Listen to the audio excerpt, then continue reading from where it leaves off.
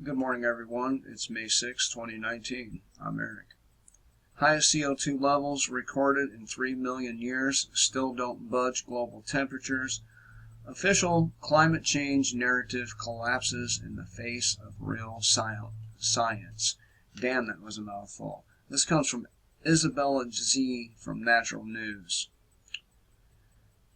And of course, it is man-made climate change is a big fucking hoax, and the reason why they're pushing it so hard is because it's supposed to be the new enemy that unites people, and helps the powers that shouldn't be create their order out of climate chaos.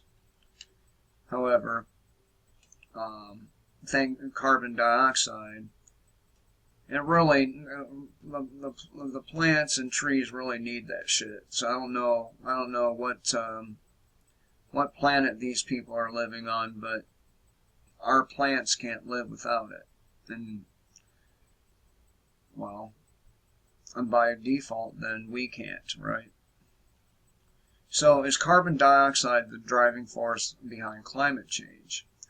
That's what many climate change alarmists would have you believe.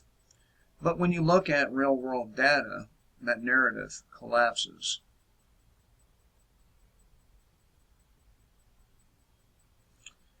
If they claim carbon dioxide levels in the atmosphere are now higher than they've been at any point during the past 3 million years, and if higher carbon dioxide levels raises temperatures dramatically, as they also claim, then we should be seeing a spike in global temperatures, and that's just not happening. Instead, it looks like the atmospheric carbon dioxide isn't impacting the climate very much at all. The arguments that carbon dioxide is the main driver of Earth's climate falls apart when you realize that the climate isn't nearly as warm as it was the last time CO2 levels were this high. If that were true, the sea levels would be 65 feet higher and most of the ice of Greenland would be gone. Do you see any forest in Antarctica?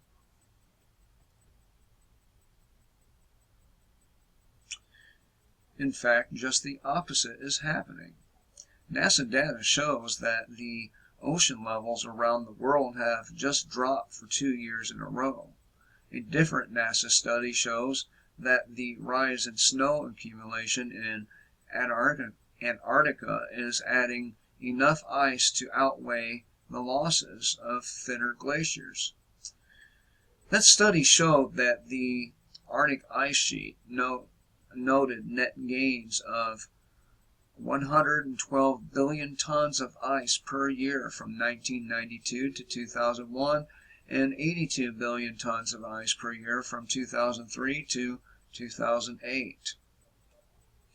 There's also the fact that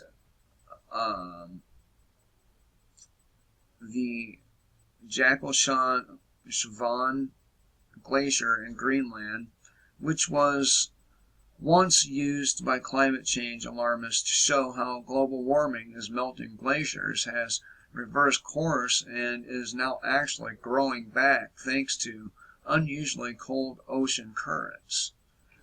Carbon dioxide is nothing to fear. Put quite simply, carbon dioxide is not a poison that we should fear. Instead, what we should fear is a dramatic reduction in it, because it's what gives our planet life. Without carbon dioxide, we wouldn't have plants, which means there wouldn't be oxygen, and humans would eventually die out. Not just oxygen, but what about the food? In the past, carbon dioxide levels have been significantly higher than they are now, yet life still managed to exist, and plants, not surprisingly, thrived. Indeed, experts say that if carbon dioxide levels drop too much, many plants and other vegetable species would become extinct. Now, What do you think they're trying to do there? Sounds to me like they're trying to make these things extinct, so there's no way to feed the, what, around 8 billion people on the planet now? I'm just saying. I mean, if they know, Bill Gates knows, right? He knows that he's got to. If he knows that carbon dioxide levels can't drop too much, otherwise these things will go extinct, right? What's cool for him, because he can have an indoor greenhouse spewing out carbon dioxide, right? His plants will grow, but the masses plants won't.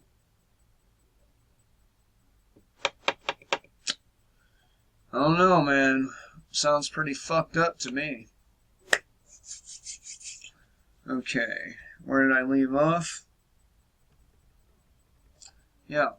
Another fact that is often conveniently overlooked is that global temperature analysis across several centuries has shown that the Earth would actually have warmed by the same amount that it has, even in the absence of industrialization. Yeah, industrialization didn't cause it to go up. Industrialization just polluted the water and the soil and all kinds of other shit. It just didn't cause global warming.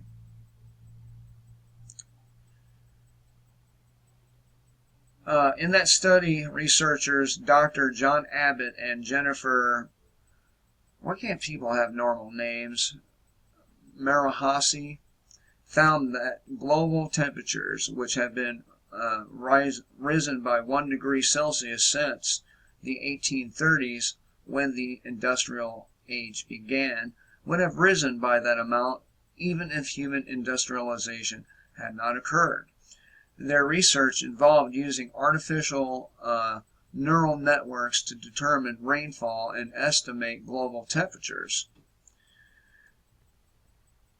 Unfortunately, most people simply don't have the scientific background needed to understand three basic concepts that the government and media use this as another way to control people's lives on the pretense of protecting the planet. And the lower those CO2 emissions are, the worse off our plant life's going to be, and the worse off we're going to be. So, I mean, that's what they want. Zero emissions, remember? That's what he said. And if zero CO2 happens, then the only people that will be able to live on this planet are people that have indoor greenhouses that have CO2 producing machines. People like Bill Gates and George Soros and Donald Trump and Barack Obama, these kind of people.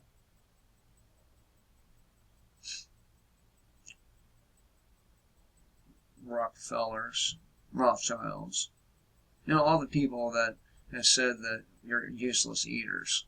These people. But hey, who needs action when you got words, right? Anyway, thought I would share this with you guys. If you like my content, please give me a thumbs up, subscribe, maybe a share.